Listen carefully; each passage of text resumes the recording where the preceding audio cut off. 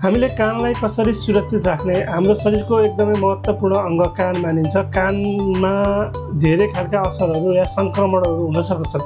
हामीले विशेष गरी कानलाई जोगाउनका लागि, कानलाई सुरक्षित राख्नका लागि धेरै चर्को आवाज हुने ठाउँमा नजाने, चर्को आवाजहरू नसुन्ने, हेडफोनहरू लगाउँछौँ या हेडफोनहरू आवाज सुन्ने बानी छ भने पनि एकदम मध्यम रूपमा हेडफोनमा आवाज साउन्डलाई लगाएर सुन्ने बानीको विकास गरौँ।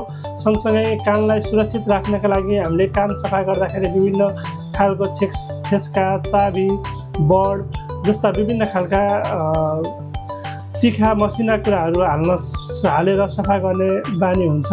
त्यस्तो गर्नु राम्रो होइन। त्यसले गर्दाखेरि हाम्रो कानभित्र रहेको मसिनो जाली एकदमै सेन्सिटिभ हुन्छ, जसले गर्दाखेरि घोचिएर कानमा विभिन्न खालको इन्फेक्सनहरू हुन सक्दछ र जाली फुट्न पनि सक्दछ। त्यसैले त्यस्तो गर्दाखेरि हामी सुरक्षित हुन सक्दैनौँ र हामीले कानलाई स्वस्थ राख्न सक्दैनौँ, जसले गर्दाखेरि हामी पौडी खेल्छौँ वा नुहाइसकेपछि कानलाई राम्रोसँग सफा गर्ने र कानलाई एकदम सकेसम्म सुरक्षित वा सुक्खा राख्ने बानीको विकास गरौँ र नियमित रूपमा स्वास्थ्य खानेकुराहरू खाने बानीको विकास गरौँ। प्रशस्त मात्रामा पानी पिउने बानीको विकास गरौँ, जसले गर्दाखेरि हामी स्वस्थ र सुरक्षित हुन सक्दछौँ। त्यसैले हाम्रा हरेक अङ्गहरू महत्त्वपूर्ण हुन्छन्।